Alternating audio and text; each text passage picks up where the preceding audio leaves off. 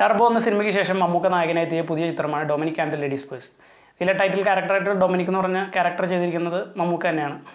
അപ്പോൾ നമുക്ക് ഇതിൻ്റെ ട്രെയിലർ കണ്ടാൽ അറിയാവുന്നതാണ്. ഒരു ത്രില്ലർ ജേണറിൽ പോകുന്ന ഇൻവെസ്റ്റിഗേറ്റീവ് ആയിട്ടുള്ള ഒരു സ്റ്റോറിയാണ് ഇതിൻ്റെ സ്റ്റോറി ലൈൻ. ഈ പടം തുടങ്ങുമ്പോൾ തന്നെ ആ ഒരു ഇൻവെസ്റ്റിഗേറ്റീവ് ജേണറിൻ്റെ ഇത് കാണിക്കാൻ വേണ്ടി ഒരു അസിസ്റ്റൻറ്റിന് ആവശ്യമുണ്ടെന്ന് പറഞ്ഞ ഒരു പോസ്റ്ററൊക്കെ ഒട്ടിച്ചിട്ട് അങ്ങനെ അസിസ്റ്റൻറ്റിനെ തേടി നടക്കുന്ന ആളായിട്ടാണ് നമ്മുടെ ഡൊമിനിക് പ്രത്യക്ഷപ്പെടുന്നത്.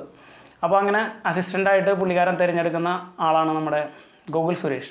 അപ്പോൾ ഇവർ രണ്ടുപേരും തമ്മിലുള്ള കുറച്ച് കോമ്പിനേഷൻ സീൻസ്, പിന്നെ പുള്ളിക്കാരൻ ഒരു നല്ല ഇൻവെസ്റ്റിഗേറ്ററാണ് എന്ന് കാണിക്കാൻ വേണ്ടിയിട്ട് സ്ഥാപിക്കാൻ വേണ്ടി എല്ലാ സിനിമകളും കാണിക്കുന്ന പോലെ പല പല കേസുകൾ പുള്ളി തിരഞ്ഞെടുക്കുന്നു. പക്ഷേ ഇതിൽ പ്രത്യേകത എന്ന് പറഞ്ഞാൽ കുറച്ച് തമാശ രീതിയിലുള്ള കാര്യങ്ങളാണ് പുള്ളിക്കാരൻ ഇതിൽ ചെയ്യുന്നത്. പുള്ളി ഈ പടത്തിൽ പറയുന്ന പോലെ തന്നെ ഒബ്സർവേഷൻ ആൻഡ് കോൺസെൻട്രേഷൻ, ഈ രണ്ട് കാര്യങ്ങളാണ് ഒരു ഇൻവെസ്റ്റിഗേറ്റീവ് ഡിറ്റക്റ്റീവിന് വേണ്ടത്. അപ്പോൾ ആ കാര്യങ്ങൾ വെച്ചിട്ട് പുള്ളിക്കാരൻ ഒരു നല്ലൊരു ഇൻവെസ്റ്റിഗേറ്ററാണ് എന്നുള്ളത് സ്ഥാപിക്കാൻ വേണ്ടി അവർ കാണിക്കുന്ന തുടക്കത്തെ കുറച്ച് തമാശകൾ കാര്യങ്ങൾ രീതിയിലുള്ള കുറച്ച് കേസ് അന്വേഷണം കാര്യങ്ങളൊക്കെ ഉണ്ട്.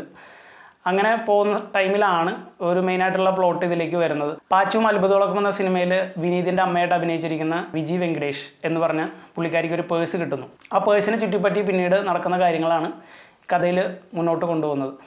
അപ്പോൾ ഈ മെയിനായിട്ടും ഈ പേഴ്സ് ആരുടെയാണെന്ന് കണ്ടുപിടിക്കണം എന്ന് അവർക്ക് അതിയായ ഒരു ആഗ്രഹം ഉണ്ട്. അതിനൊരു റീസണും ഉണ്ട്. ആ റീസൺ വെച്ചിട്ട് അവർ ആവശ്യപ്പെടുന്നതനുസരിച്ച് മമ്മൂക്ക ഇതിൻ്റെ പിന്നാലെ നടക്കുന്നു. അങ്ങനെയാണ് പടം ഒരു ഇൻവെസ്റ്റിഗേറ്റീവ് രീതിയിലേക്ക് അത് മുന്നോട്ട് പോകുന്നത്. അപ്പോൾ അങ്ങനെ പോകുന്ന ടൈമിൽ ഇദ്ദേഹം കണ്ടുമുട്ടുന്ന കുറച്ച് ക്യാരക്ടേഴ്സ്, അതിനോടനുബന്ധിച്ച് നടന്നിരിക്കുന്ന മറ്റു പല കാര്യങ്ങൾ എന്നിവയാണ് പടത്തിൽ കാണിക്കുന്നത്. ഇതിൻ്റെ ട്രെയിലർ പറയുന്ന പോലെ ഒരു മിസ്സിങ് പേഴ്സ് തേടി പോകുമ്പോൾ കാണുന്നത് ഒരു മിസ്സിങ് ആയിട്ടുള്ള ഒരാളെയാണ്. അതന്വേഷിച്ച് പോകുമ്പോൾ വേറൊരു മിസ്സിങ് ആയിട്ടുള്ള ഒരാളെയാണ്. അപ്പോൾ അതിന് ചുറ്റിപ്പറ്റി ഇനി വേറെ വല്ല കൊലപാതകം കാര്യങ്ങളൊക്കെ നടന്നുണ്ടോ എന്നുള്ളതെല്ലാം കാണിക്കുന്നതാണ് ഈ സിനിമ. മെയിനായിട്ടും എടുത്ത് പറയാനുള്ള ഒരു പോസിറ്റീവ് എന്ന് പറയുന്നത് മമ്മൂക്ക ചെയ്തിരിക്കുന്ന ക്യാരക്ടർ തന്നെയാണ്.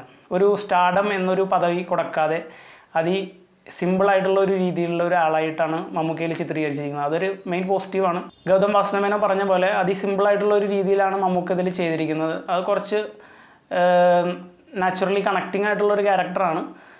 അതുകൊണ്ട് തന്നെ അത്യാവശ്യം നല്ല രീതിയിൽ എൻഗേജിങ് ആയിട്ടുള്ള പടമായിട്ടാണ് എനിക്ക് ഫീൽ ചെയ്തത് സെക്കൻഡ് ഹാഫ്. ഫസ്റ്റ് ഹാഫ് ഒരു ആവറേജ് രീതിയിൽ കഥയിലേക്ക് കടക്കാൻ വേണ്ടി ശ്രമിക്കുന്ന ഒരു സിനിമയായിട്ടാണ് ഇത് എല്ലാ സിനിമകളെയും പോലെ പോകുന്നത്. എന്നിരുന്നാലും സെക്കൻഡ് ഹാഫ് എത്തുമ്പോൾ കുറച്ചും കൂടി നല്ല രീതിയിൽ എൻഗേജിങ് ആയിട്ട് ഈ പടം എനിക്ക് ഫീൽ ചെയ്തു. പിന്നെ പ്രത്യേകിച്ച് എടുത്തു പറയാനുള്ള ഇതിലെ ക്ലൈമാക്സ് കാര്യങ്ങളൊക്കെയാണ്. ക്ലൈമാക്സ് അത്യാവശ്യം വെറൈറ്റി ആയിട്ടുള്ള രീതിയിൽ ഇവർ ചെയ്തിട്ടുണ്ട്. ആ ഒരു മെയിൻ പോസിറ്റീവും, പിന്നെ ഈ മമ്മൂക്കയ്ക്ക് അധികം താരപദവി കൊടുക്കാതെ ഒരു നോർമൽ പേഴ്സണായിട്ട് ഇതിൽ ചിത്രീകരിച്ചിരിക്കുന്നതാണ് അതിലൊരു മെയിൻ പോസിറ്റീവായിട്ട് എനിക്ക് ഫീൽ ചെയ്തത്. അപ്പോൾ എല്ലാവർക്കും തിയേറ്ററിൽ പോയി കാണാവുന്ന ഒരു വൺ ടൈം വാച്ച് ആയിട്ടുള്ള ആവറേജ് ത്രില്ലർ പടമായിട്ടാണ് എനിക്കിത് പറയാനുള്ളത്. സോ എല്ലാവരും കാണാത്തവരാണെങ്കിൽ തിയേറ്ററിൽ പോയി കാണാൻ ശ്രമിക്കുക. കണ്ടവരാണെങ്കിൽ നിങ്ങളുടെ അഭിപ്രായങ്ങൾ താഴെ രേഖപ്പെടുത്തുക. This is me Karthik signing off from my channel. Thank you.